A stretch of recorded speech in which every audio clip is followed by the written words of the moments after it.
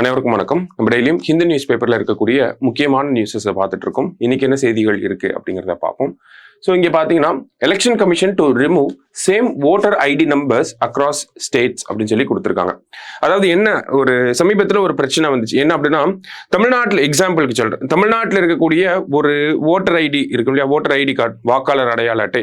அந்த வாக்காளர் அடையாள அட்டையில் இருக்கக்கூடிய ஒரு 10 டிஜிட் எண், சரிங்களா, அதுவும் கேரளாவில் இருக்கக்கூடிய ஒருத்தருடைய வாக்காளர் அடையாள அட்டையில் இருக்கக்கூடிய அந்த 10 டிஜிட் எண்ணும் ஒரே மாதிரி இருக்கு. ஸோ இந்த மாதிரி இன்டர் ஸ்டேட்னு பார்க்குறப்ப நிறைய வாக்காளர்களுக்கு ஒரே மாதிரியான இந்த வாக்காளர் அடையாள எண் அப்படிங்கிறது இருந்திருக்கு, சரிங்களா. ஸோ இதை ரீசெண்டா நமக்கு கண்டுபிடிச்சு ஒரு நியூஸ் வந்து பரவச்சு. ஸோ அதை அக்னாலேஜ் பண்ற மாதிரி என்ன சொல்லியிருக்காங்க அப்படின்னா, எலெக்ஷன் கமிஷன் இதுக்கப்புறமா ஓட்டர் ஐடி கார்ட்ஸ்ல சேம் ஐடி நம்பர்ஸ் அப்படிங்கிறது இனிமேல் இருக்காது. இது இவ்வளவு நாள் இருந்தாலுமே அது பெரிய பிரச்சனையா இருந்திருக்காது. ஏன்னா ஐடி நம்பர்ஸ் ஒன்னா இருந்தாலும் அவங்க வெவ்வேறு ஸ்டேட்டை சேர்ந்தவங்களா இருப்பாங்க, வெவ்வேறு கான்ஸ்டிடியூவன்சி தொகுதிகளை சேர்ந்தவங்களா இருப்பாங்க.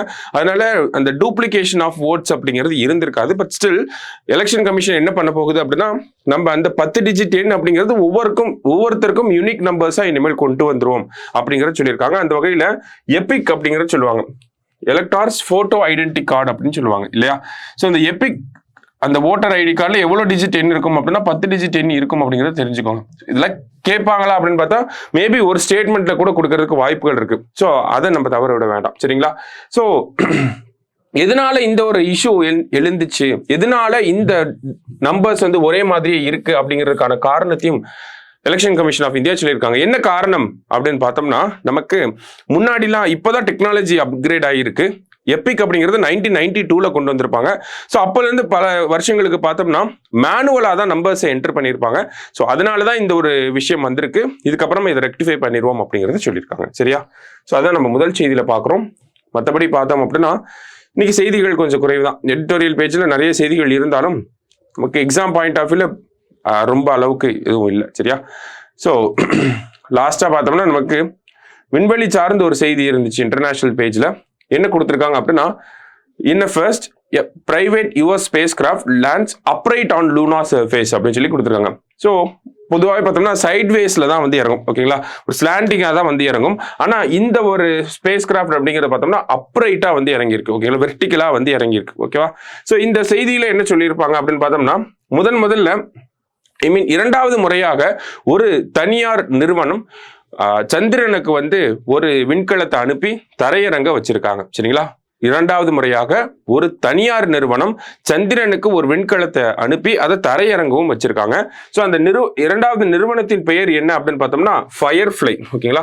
ஃபயர்ஃப்ளை ஏரோஸ்பேஸ் அப்படிங்கிறது அந்த நிறுவனத்தினுடைய பெயர். அந்த நிறுவனம் அனுப்புன அந்த விண்கலத்தின் பெயர் என்ன அப்படின்னு பார்த்தோம்னா ப்ளூ கோஸ்ட், ஓகேங்களா. ப்ளூ கோஸ்ட் அப்படிங்கிறது அந்த நிறுவனம் அனுப்புன விண்கலத்தோட பெயர், சரிங்களா. ஸோ ப்ளூ கோஸ்ட் அப்படிங்கிறது விண்கலம், ஃபயர்ஃப்ளை ஏரோஸ்பேஸ் அப்படிங்கிறது அந்த நிறுவனத்தோட பெயர். இவங்க செகண்ட் டைமா இதை பண்ணியிருக்காங்க. ஸோ இந்த ஒரு அந்த ப்ளூ கோஸ்ட் அப்படிங்கிற இந்த விண்கலம் இருக்கு இல்லையா, இது எவ்வளவு நாளைக்கு வேலை செய்ய போகுது அப்படின்னு பார்த்தோம்னா 1 லூனார் டேக்கு ஒர்க் பண்ணும் அப்படிங்கறத சொல்லியிருக்காங்க, ஓகேங்களா. 1 லூனார் டே அப்படின்னா நமக்கு எர்த் டேஸ்ல பாக்குறப்ப 14 எர்த் டேஸ்க்கு ஒர்க் பண்ணும் அப்படிங்கறத சொல்லியிருக்காங்க, சரியா. ஸோ மற்றபடி பார்த்தோம்னா இந்த இடத்துல இரண்டாவது நிறுவனமாக தான் ஃபயர்ஃப்ளை ஏரோஸ்பேஸ் ப்ளூ கோஸ்ட் அப்படிங்கிறத அனுப்பியிருக்காங்க. முதல்ல ஒரு நிறுவனம் பண்ணியிருப்பாங்க. எப்போ அப்படின்னா பிப்ரவரி 22, 2024 ஒடிசிஎஸ் அப்படிங்கிற விண்கலத்தை இன்டியூட்டிவ் மிஷின்ஸ் அப்படிங்கிற தனியார் நிறுவனம் அனுப்பியிருப்பாங்க. இந்த ஒடிசிஎஸ் அப்படிங்கிறதா முதல்ல நிலவுல தரையிறக்கப்பட்ட தனியார் விண்கலம் அப்படிங்கிறது, சரிங்களா. ஸோ முதல்ல போனது ஒடிசியஸ், இப்போ போயிருக்கிறது பேரு ப்ளூ கோஸ்ட் அப்படிங்கிறது, சரியா. ஸோ இந்த டேட்டாஸை கொஞ்சம் பார்த்து வச்சுக்கோங்க. இன்னைக்கு செய்தித்தாளில் இருந்து முக்கிய செய்திகளை பார்த்துருக்கோம். நன்றி.